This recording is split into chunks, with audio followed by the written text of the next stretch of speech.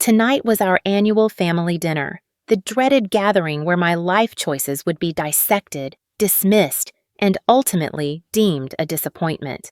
I never imagined that my phone would ring at the perfect moment. A single call that would transform years of their casual belittlement into a sudden, shocked silence. Sometimes, life's sweetest victories aren't the ones you fight for, but the ones that arrive quietly, after you've finally stopped seeking anyone else's approval. Before I tell you how my family tried to financially cut me off just moments before learning I was worth millions, I want to properly introduce myself. My name is Kara Mitchell. I'm 28, and I am the black sheep of my wealthy, old money Boston family. And this is the story of how I secretly built a healthcare tech empire from nothing, and in doing so, finally found my own voice. Growing up in Brookline, Massachusetts, in a sprawling colonial home with manicured gardens and a circular driveway, I was surrounded by success and suffocated by expectations. The Mitchell name carried weight in Boston's financial circles, thanks to my father, Thomas, a stern, calculating investment banker who measured a person's worth in dollars, Ivy League degrees, and prestigious connections. His career at Goldman Sachs spanned 3 decades, and his portfolio was as impressive as his inability to show genuine affection. My mother, Eleanor, was the perfect complement to him, a Wellesley graduate who had traded her own career ambitions for a life of charity galas, country club memberships, and maintaining appearances. Her social calendar was her religion. When introducing her children to Boston society, she'd beam with pride over my siblings while finding subtle, polite ways to minimize my existence. Then there was James, my older brother by 4 years, the golden child, the heir apparent. By 30, he was already a vice president at my father's firm, with the right connections, the right haircut, and the right fiancée from the right family. His Harvard MBA hung in my father's study, not his own apartment, as if his achievement belonged to our father. And perhaps, in a way, it did. Madison, 2 years younger than me, was the family princess. She had my mother's social charm and my father's cunning, a combination that made her the perfect political spouse in training. While she completed her law degree at Harvard, her blonde hair was always perfectly styled, her smile always camera-ready, her achievements always celebrated with dinner parties and announcements in the Boston Globe's society pages. And then there was me, Kara, the middle child, the question mark. From an early age, it was clear I was different. While Madison played with dolls and James obsessively counted his allowance, I was taking apart our family's desktop computer and putting it back together again. By 12, I had taught myself basic coding through online tutorials, spending hours in my room creating simple programs while my parents worried about my antisocial tendencies. Computers are for boys who can't play sports, my father once said, when he found me coding at 2 a.m. on a school night. And it's certainly no career for a Mitchell woman. My mother's concern was more about appearances. Darling, your posture will suffer from all that hunching, and those screens will ruin your complexion. How will you ever find a suitable husband? High school was no better. I attended Phillips Academy, where I excelled in math, physics, and computer science. My parents attended exactly one of my science fairs, and only because James needed a ride to a lacrosse game at a neighboring school. My robotics team won the national championship, but my parents were in Aspen that weekend. Madison's debate tournament wins, however, warranted family dinners at Mistral. My perfect SAT math score earned a distracted, "That's nice, dear."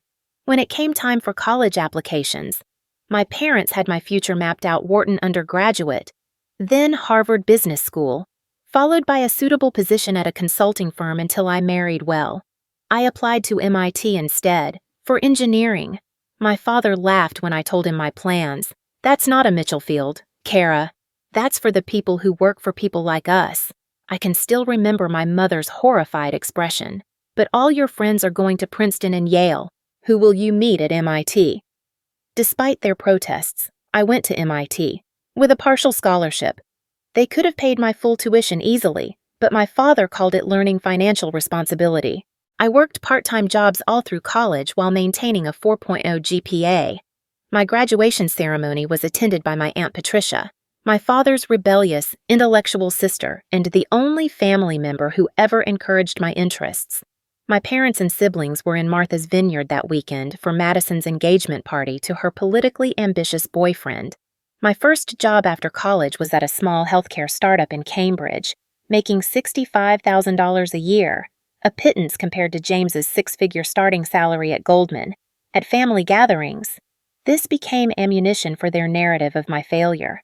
Kara is still finding herself, my mother would explain to friends, as if I were backpacking through Europe instead of working 60-hour weeks learning the ins and outs of a complex industry. All that expensive education for a secretary's salary, my father would joke at Thanksgiving dinner. Madison was particularly skilled at the backhanded compliment. It's so brave how you don't care about money or status. Kara, I could never be that free-spirited. For years, I endured these comments while I was observing, learning, and planning. The startup world was teaching me things my family would never understand. That failure was a valuable data point, that hierarchies could and should be disrupted. That money was just one form of currency, and often not the most important one, and most importantly, that I had ideas worth pursuing, whether the Mitchell family approved or not. 2 years ago, while working at that Cambridge startup, I noticed something that changed everything. I saw patients with chronic conditions struggling to get timely specialist consultations, often waiting months for appointments while their conditions worsened. Meanwhile, I saw that specialists' schedules had inefficiencies and gaps that could be solved with the right technology. The healthcare system was operating like it was still 1995, and patients were the ones paying the price. The idea for Secure Health came to me during a 3 a.m. coding session in my tiny Somerville apartment. It would be a HIPAA-compliant platform that could securely connect primary care physicians and patients with specialists remotely. It would use an AI-driven algorithm to optimize scheduling and matching based on symptoms, urgency, and specialist availability. It would include secure video conferencing, encrypted medical record sharing, and integrated prescription management, all in one seamless platform. It was ambitious. It was complicated, and I knew I could build it. I withdrew $50,000 from my savings, every penny I'd managed to squirrel away while paying Boston rent and my remaining student loans. It was just enough to build a working prototype and create a business plan. For 6 months, I worked my day job from 9 to 6, and then I worked on Secure Health from 7 p.m. to 3 a.m., surviving on coffee and a fierce, quiet determination. The first major challenge came when I started seeking initial investment. I quickly learned that the venture capital world was, in many ways, just as much of an old boys' club as my father's bank. Male investors would listen politely to my pitch, then ask if I had a technical co-founder, which was code for a man. Healthcare is a complicated field, one told me condescendingly, as if I hadn't spent the last several years immersing myself in it. Another suggested I find a seasoned CEO and take the chief technology officer position instead. "You're clearly bright," he said, "but investors need to see a confident, experienced leader at the helm." I pitched to 37 potential investors before I found one who saw the potential, not just in the idea, but in me. Jessica Barnes, a former healthcare executive turned angel investor, saw it. She didn't see my age or my gender as a liability. She saw my passion and my deep understanding of the problem. She gave me $200,000 in seed funding, enough to quit my job and hire a small, dedicated team. I hired a brilliant back-end developer, a UI/UX designer with an almost psychic ability to understand user needs, and a woman named Alicia Thompson. Alicia was initially hired as an administrative assistant, but she quickly became so much more. With a background in healthcare administration and a fierce work ethic that matched my own, she understood my vision immediately. "This isn't just software," she said during her interview. "This is going to change people's lives." Within months, she was effectively my chief operating officer, though we couldn't afford fancy titles yet. Our first office was a converted storage room in a Cambridge co-working space. We worked 7 days a week, often past midnight. When the air conditioning broke during a sweltering July heat wave, we coded in our shorts and t-shirts with bags of frozen peas pressed against our necks. When we couldn't afford proper desks, we sat on cushions on the floor and used cardboard boxes.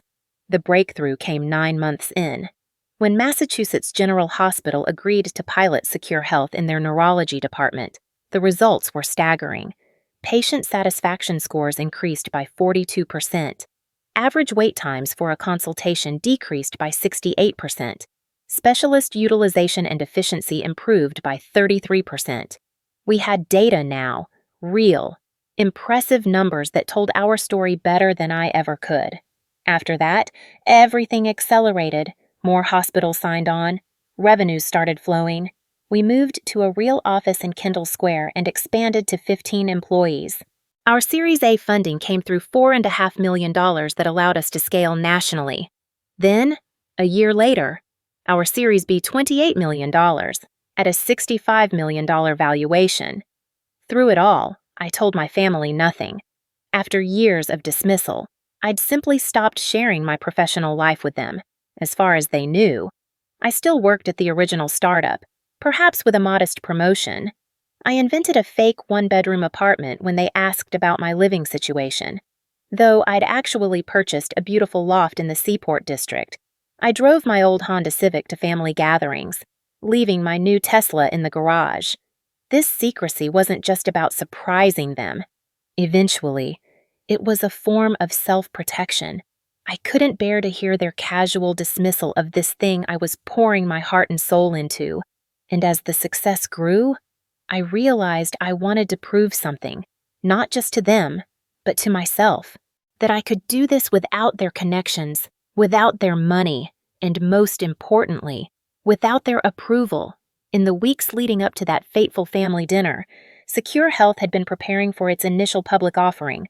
Goldman Sachs, ironically my father's employer, was leading our IPO, with early valuation discussions centering around $100 million. We had expanded to 112 employees across 3 offices, with contracts at over 200 hospitals nationwide. The Wall Street Journal had profiled me as one of their 30 under 30 changing healthcare, though I'd managed to keep the article from my family's attention. The night before the dinner, Alicia and I had been on calls with international investors until 2 a.m. Major news was brewing. A Japanese investment firm, SoftBank, was considering taking a significant pre-IPO position that would potentially push our valuation even higher. As I selected a deliberately modest outfit for the family dinner, a simple black dress from Banana Republic rather than the Chanel I could now easily afford, I wondered if tonight might finally be the night to reveal my secret. Little did I know, my family had plans of their own. The Mitchell family estate in Brookline looked the same, as always imposing, immaculate, and a little cold. The colonial-style mansion, with its white columns and manicured hedges, had been featured in Architectural Digest the year I turned 16, the same year I won the State Mathematics Olympiad, an achievement that went unmentioned at dinner that night. I parked my old Honda at the end of the circular driveway, tucked behind James's Porsche Cayenne and Madison's Range Rover. Taking a deep breath, I checked that my phone was on vibrate. Alicia knew not to call unless it was a true 5-alarm fire emergency, and prepared myself for the annual performance of being the family disappointment. The heavy front door opened before I could knock, revealing Margot, my parents' housekeeper of 20 years. "Miss Kara," she said, a genuine, warm smile on her face, the first I'd receive all evening. "It's so good to see you." "You too, Margot," I replied, handing her the bottle of wine I'd brought, a $30 Cabernet rather than the $300 bottles that were now in my own collection. "Is everyone here already?" "Yes, in the solarium for drinks." "Your brother is sharing news about his promotion." "Of course he was." I smoothed my dress, plastered on a polite smile, and headed toward the familiar sound of crystal glasses clinking and polite, brittle laughter. The solarium. A grand room with floor-to-ceiling windows overlooking the formal gardens was my mother's pride and joy. Tonight, it was filled with the usual suspects, my father holding court by the fireplace, my mother arranging canapes with surgical precision, James gesturing animatedly while Madison nodded with practiced interest. The surprise addition was Aunt Patricia, my father's sister and my secret ally, who rarely attended these gatherings due to her bohemian lifestyle. She was a literature professor who wore colorful scarves and had divorced twice, both cardinal sins in my mother's book. "Kara, you finally made it," my mother announced, making it sound as if I were hours late rather than precisely on time.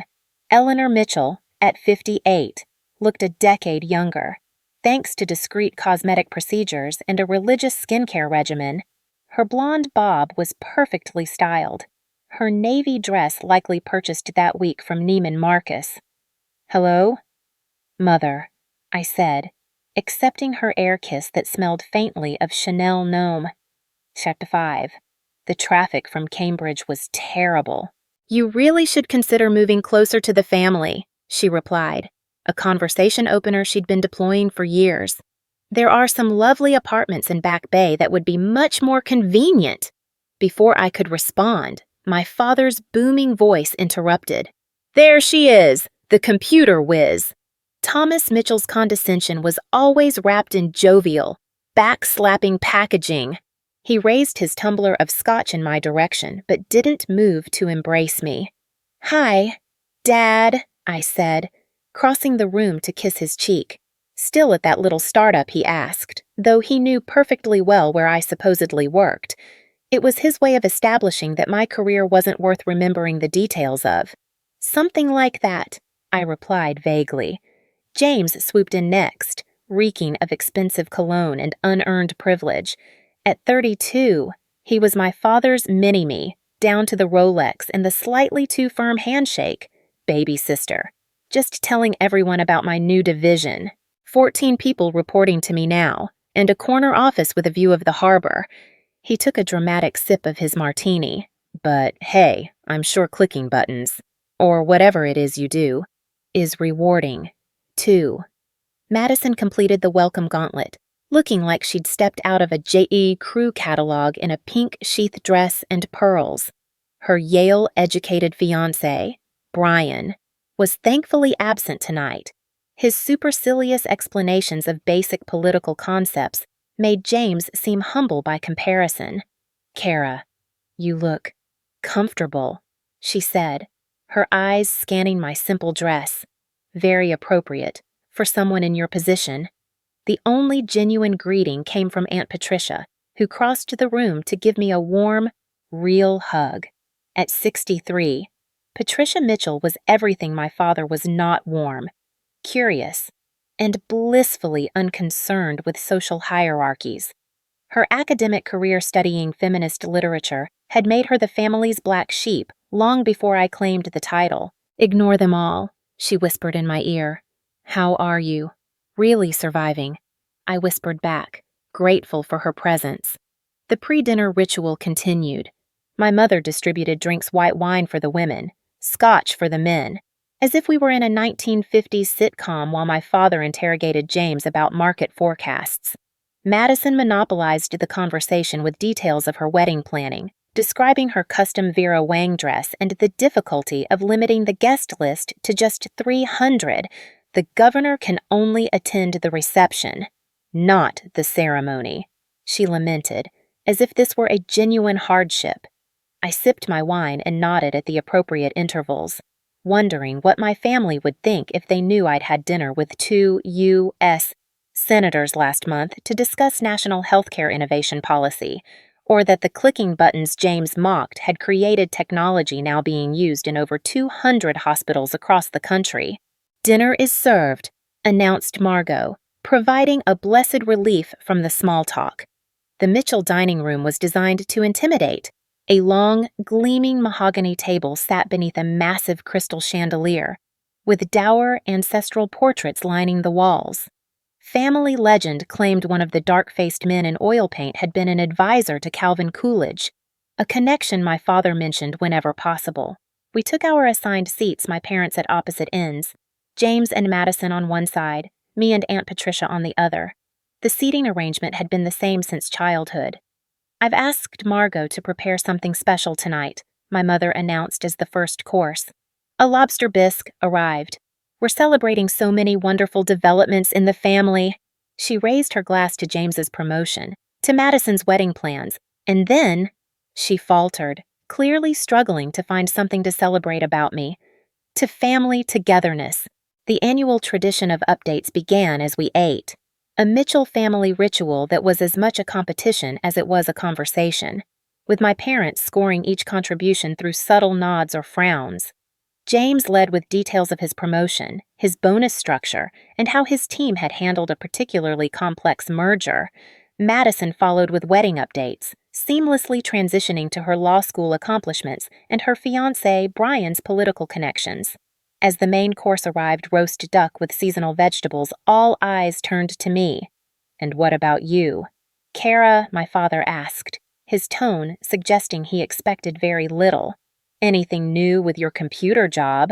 I felt the familiar tightening in my chest, the urge to reveal everything battling with years of protective secrecy. This was the moment I'd both dreaded and anticipated. "Actually," I began carefully, "the healthcare app I've been working on is doing very well. We've expanded to several new hospitals, and that's nice." "Dear," my mother interrupted, clearly finding the topic uninteresting.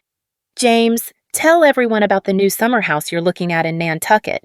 And just like that, I was dismissed again. James launched into a detailed description of waterfront properties while I pushed duck around my plate, wondering why I still allowed these dynamics to hurt me. Aunt Patricia caught my eye across the table and gave me a small, encouraging smile. She alone seemed to sense I was holding something back. Little did any of them know. The real drama of the evening was yet to begin. As Margot cleared the main course dishes, my father cleared his throat, the official Mitchell signal for an important announcement. The table fell silent immediately. Even Madison paused her monologue about wedding flowers. "Your mother and I have been doing some estate planning," he began, swirling the remaining scotch in his glass. With James's career advancement and Madison's upcoming nuptials, it seemed an appropriate time to revisit the family's financial arrangements. My mother nodded with rehearsed solemnity. This clearly wasn't a spontaneous discussion. "As you know," my father continued, "the Mitchell name carries certain expectations. We've always emphasized making choices that honor the family legacy and contribute to its continued prosperity." I felt a familiar knot form in my stomach. Whenever my father spoke about the family legacy, it was inevitably followed by a criticism of my life choices. "James will be taking over as the primary trustee of the family's main investment portfolio next year," he announced, nodding proudly at my brother. "And following Madison's wedding, we'll be gifting her and Brian the Cape Cod property, to give them a proper start." "It's the logical choice," Madison added. "Unnecessarily.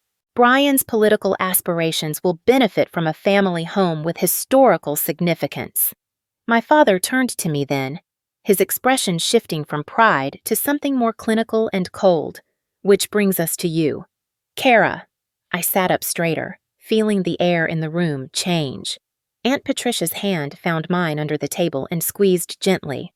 "Your mother and I have given this considerable thought," he continued, "and while we've supported your unconventional choices for some time, we've come to a decision." My mother set down her wine glass with deliberate precision. "We're cutting you off completely," she announced, her voice as cool and crisp as the linen tablecloth. "Effective immediately." The words hung in the air. Though I hadn't relied on their money since college, the finality of the statement and the public, humiliating way it was delivered felt like a slap. The annual allowance, any future inheritance considerations, access to the family vacation properties, all of it. My father elaborated. "Until you demonstrate more appropriate life choices befitting a Mitchell." "Appropriate choices," I repeated, finding my voice. "You mean abandoning my career for something you approve of?" "Don't be so dramatic." "Kara," Madison interjected. "They just want what's best for you. You're wasting your potential at that little tech job. The family has a reputation to maintain. James nodded in agreement. Your choices reflect on all of us. I looked around the table, taking in their expressions. My father's stern disapproval, my mother's practiced concern, Madison's poorly concealed satisfaction, James's paternalistic disappointment. Only Aunt Patricia looked genuinely distressed on my behalf. What exactly do you expect me to do? I asked, surprised by the steadiness in my own voice. Quit my job, go back to business school, marry someone from your approved list. Don't take that tone. My mother warned, we're trying to help you course correct before it's too late. 30 is approaching quickly, and you have nothing substantial to show for your life. The breathtaking irony of her statement might have made me laugh if it weren't so painful. You've had ample time to establish yourself, my father added. Yet you insist on this healthcare software gimmick that's going nowhere. It's time for adult decisions. Kara, the Mitchell Trust is meant to support family members who contribute to the family's standing, James explained. As if I were a child. Your computer hobby doesn't qualify. It's not a hobby, I said quietly. It's a company. My company. A company? Madison scoffed. Please. You work for a startup that will probably fold next year, like most of them do. You've always had creative tendencies, my mother said dismissively. But real businesses require business acumen. Dear, something you've actively rejected by avoiding a proper business education. My father leaned forward, delivering what he clearly thought was the final, motivating blow. This isn't a punishment, Kara, it's motivation. Sometimes, people need to face real-world consequences before they make better choices. The condescension was so thick I could barely breathe. For years, I'd hidden my success, partly out of self-protection and partly waiting for the perfect moment. I just hadn't expected it to arrive like this, served alongside dessert at a family dinner from hell. So, let me understand, I said slowly. You're cutting me off financially because my career doesn't impress you enough. We're reallocating family resources toward ventures with proven returns, my father replied. The investment banker in him completely overtaking the parent. James and Madison have demonstrated sound judgment and proper ambition, while you, my mother added, have demonstrated neither. Just as I opened my mouth to respond, my phone began to vibrate in my purse. I ignored it, focusing on the conversation. You've never once asked about what I actually do.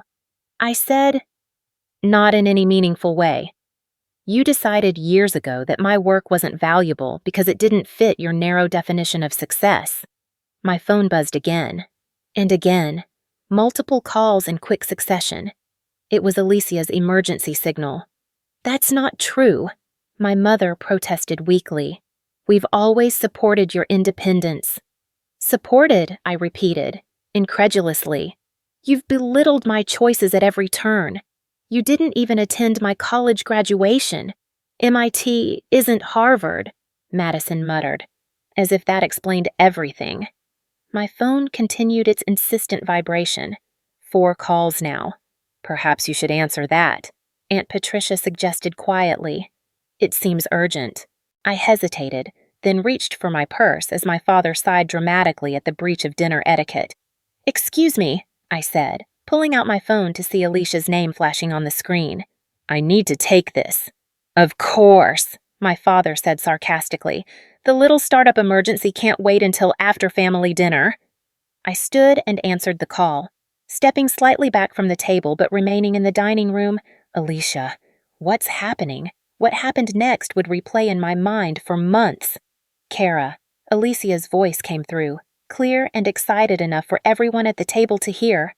I've been trying to reach you. SoftBank just confirmed they're in $40 million. The valuation is official.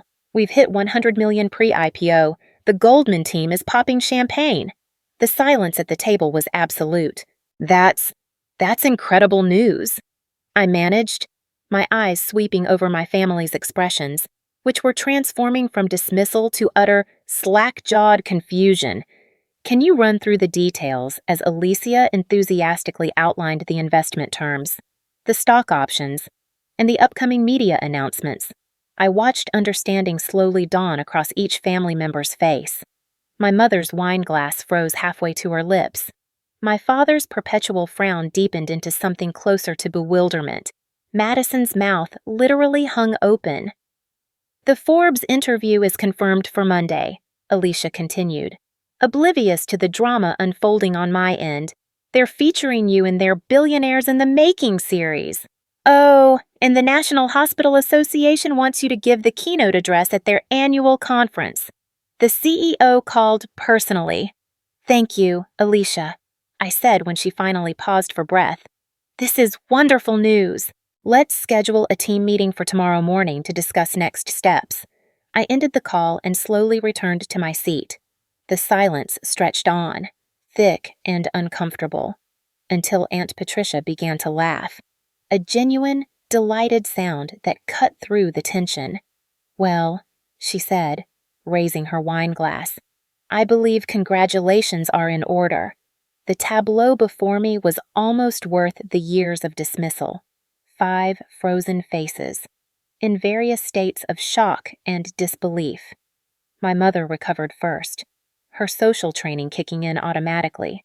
Kara, darling, she said, her voice honeyed in a way it had never been when addressing me. What wonderful news! Why didn't you tell us about your business success? My father's face had transformed from confusion to pure calculation. I could practically see him reassessing my value in real time. 100 million, he repeated slowly. The valuation for your healthcare application. Secure Health. I supplied the name they had never bothered to learn. Yes, we're preparing for our initial public offering, led by Goldman Sachs. Actually, I couldn't resist adding that last part. Your firm, Dad. James looked like he'd been physically slapped. You're working with Goldman, with which team? Marcus Steinberg's group, I replied, naming one of the most prestigious partners in the firm, a contemporary of my father's.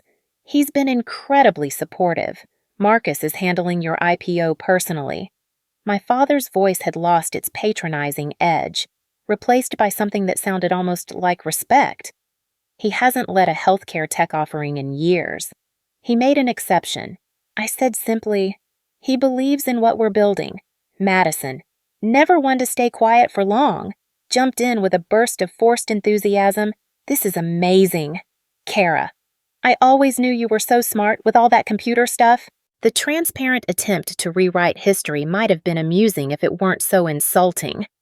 Did you? I asked mildly. That's not how I remember it. My phone buzzed again. A text this time. I glanced down to see a message from Alicia. Wall Street Journal wants exclusive comment on SoftBank deal. Deadline in 3 hours. Also, your photo shoot for Inc. is confirmed for Tuesday. I looked up to find my mother studying me with new, assessing eyes. Is that a Cartier watch? She asked, noticing the simple rose gold tank on my wrist for the first time that evening. It had been my gift to myself when we secured our Series B funding. Yes, I confirmed. Last year's model.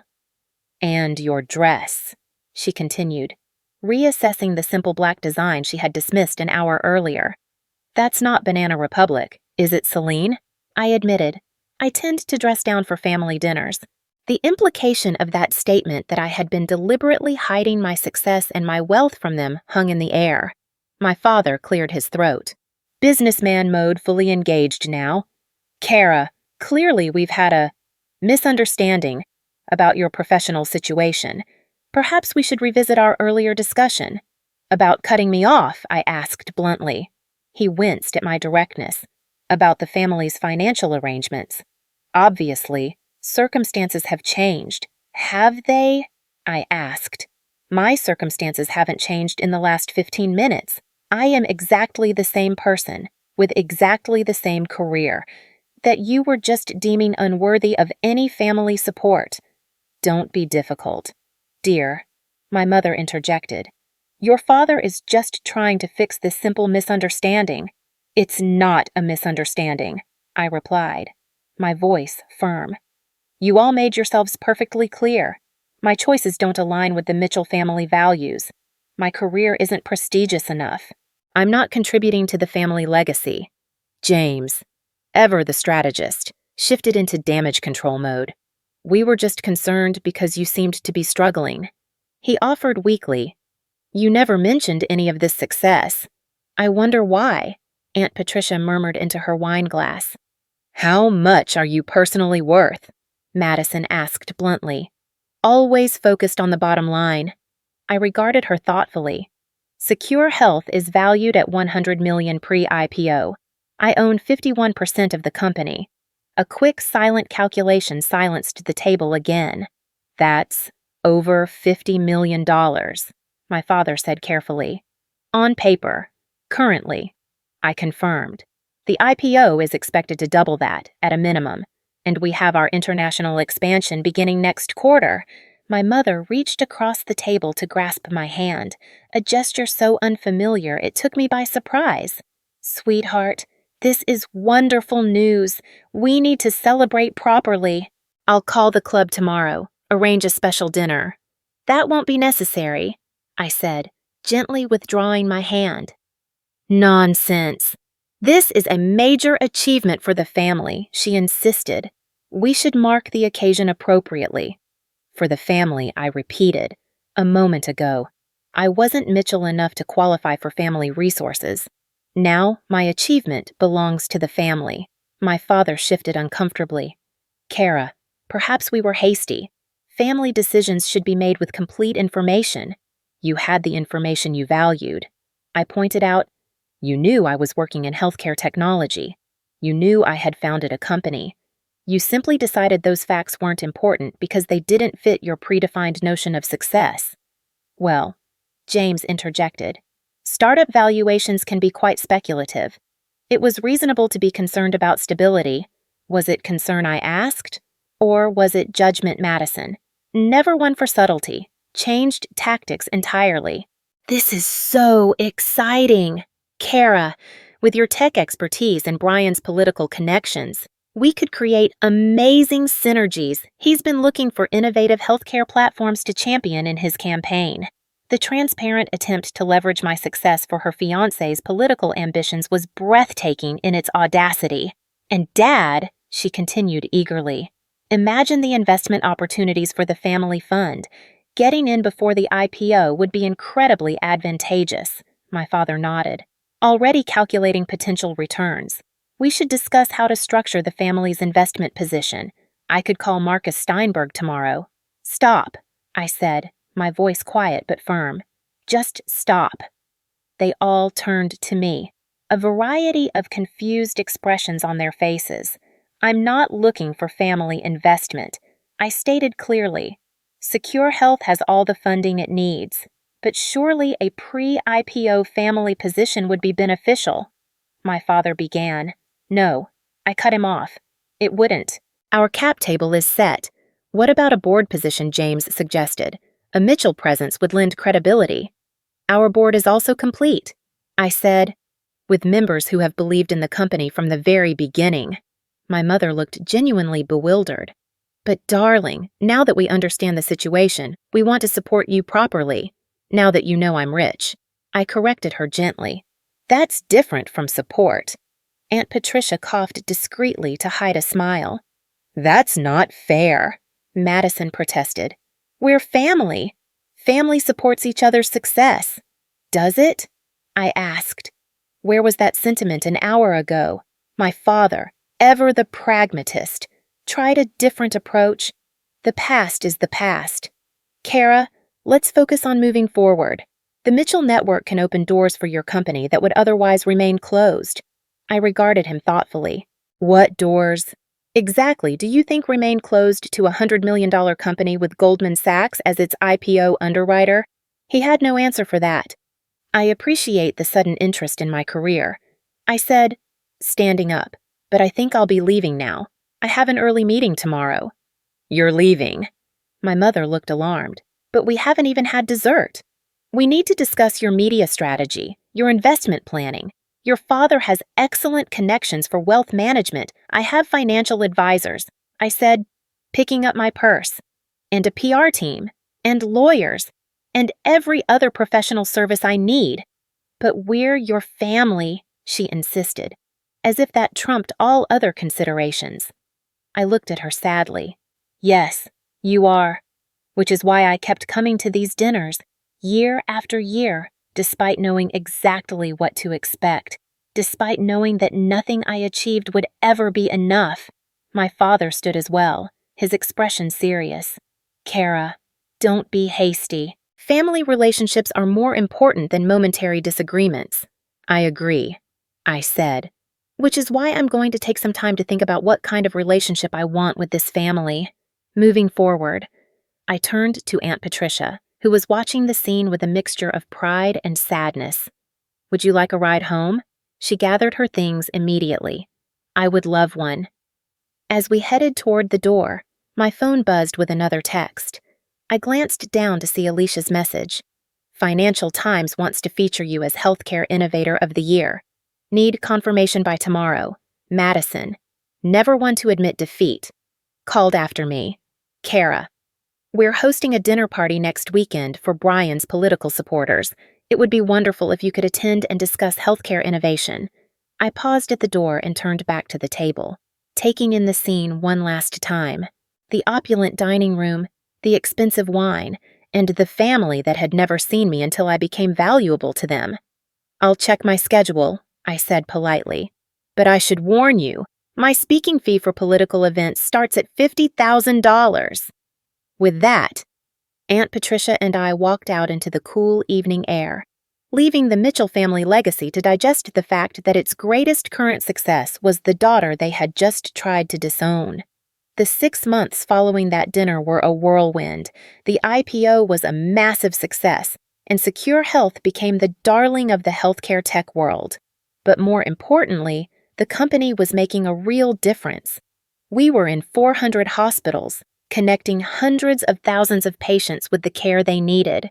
My relationship with my family evolved into something new, something more measured and honest.